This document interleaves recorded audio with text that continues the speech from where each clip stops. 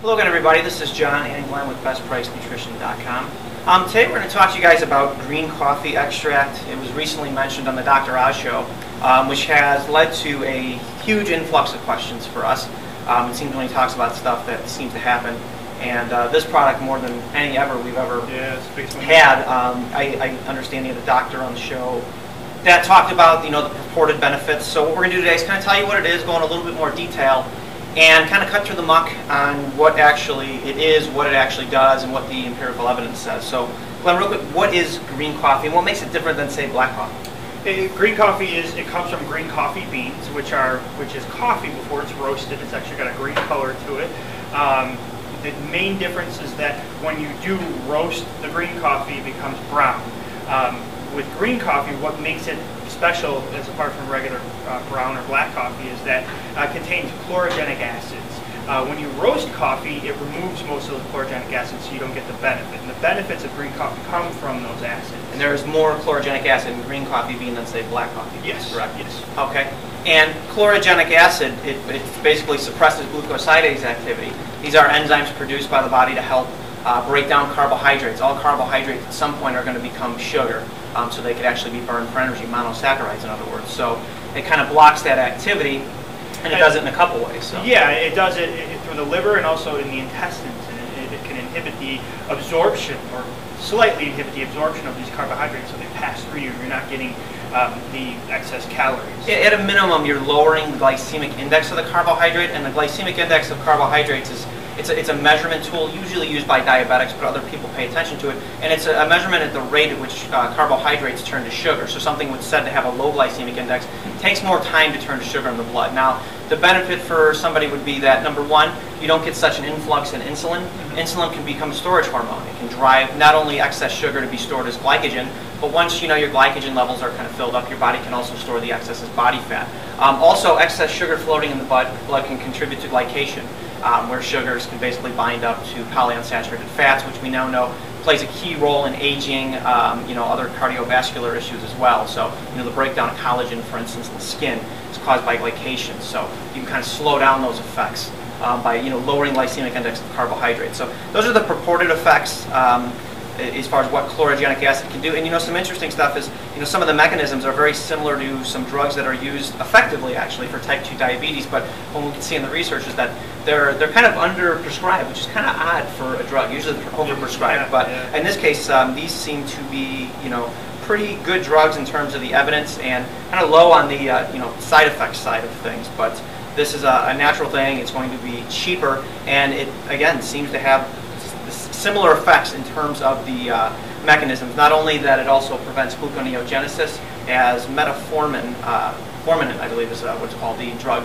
that does, and then also, as we talked about, blunting. Yeah, gluconeogenesis just being the production of carbohydrates from non-carbohydrate sources, yes, i.e. protein and fat. Hence, there's no such thing as an essential carbohydrate. Our bodies can make carbohydrates from fat or protein. We do have essential amino acids and essential fats that have to be derived from an exogenous source, aka your diet. So Glenn, let's run through some of these questions.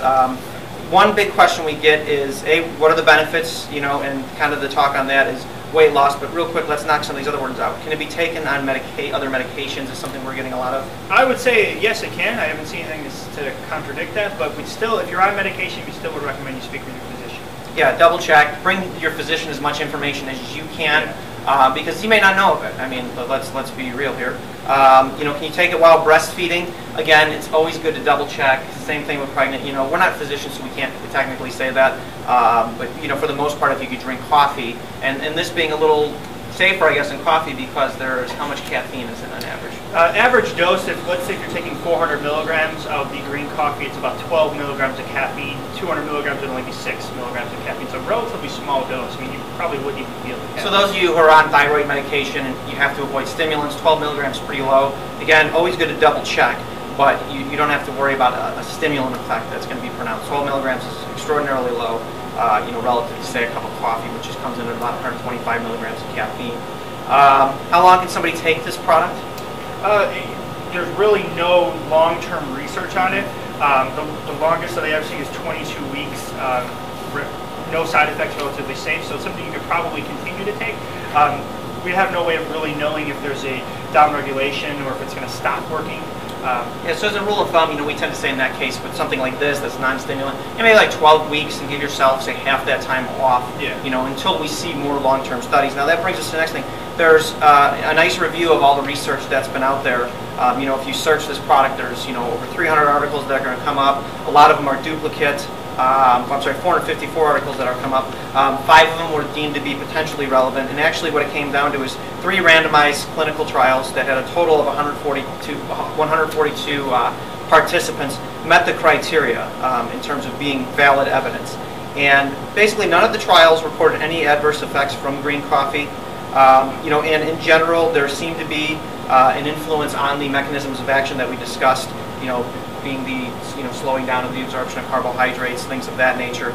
And it seems to be a very promising, basically based on this research.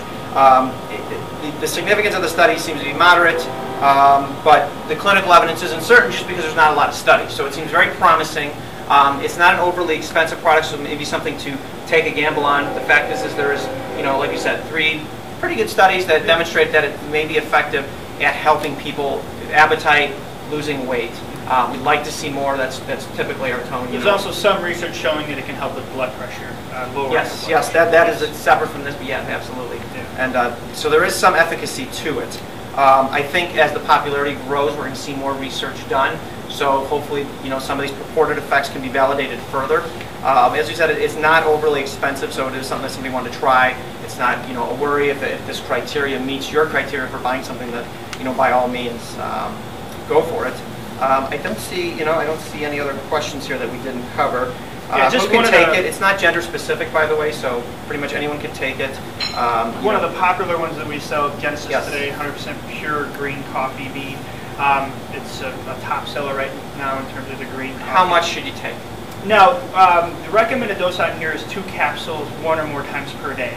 So each capsule is 400 milligrams, so 2 capsules is 800 milligrams. Depending on if you want to take that 1 or more times per day, so it's at least 800 milligrams, so 2 capsules, so this would last you 1 month. If you're following the recommendations that Dr. Oz has out there, I believe it's 800 milligrams twice per day, so that's 4 capsules that you're taking. This would then be a 15-day supply.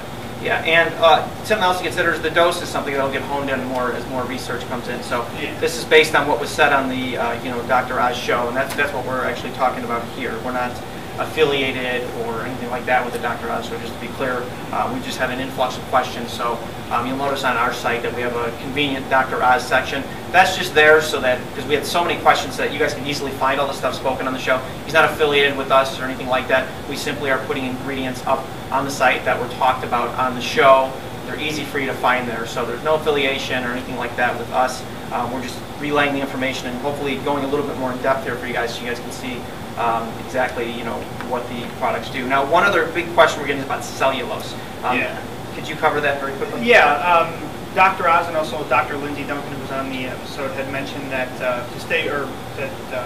you don't want any extra ingredients, any fillers, things like that.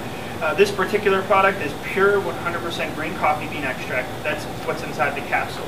And then you have to make the capsule. And capsules are often derived from gelatin or cellulose. Gelatin being come from an animal product, and then cellulose being bovine, yeah. And then cellulose being plant derived. These are veggie caps, so the actual capsule is made of cellulose. So if you're seeing products out there that say other ingredients, that's the capsule. That's not a filler. That's actually what it's in. That's not something that's thrown into the capsule. That's just what it's contained in. Same is true with the Life Extension Coffeegenic, which comes in 200 milligrams and 400 milligrams per capsule. So those are some other ones. So yeah, please don't confuse the other ingredients that are listed for the actual capsule as fillers, as it said. So, yeah, it's not something you're putting inside the capsule. They have to make the capsule out of something. They should have been more clear about that, because trust me, that's caused so many questions for us.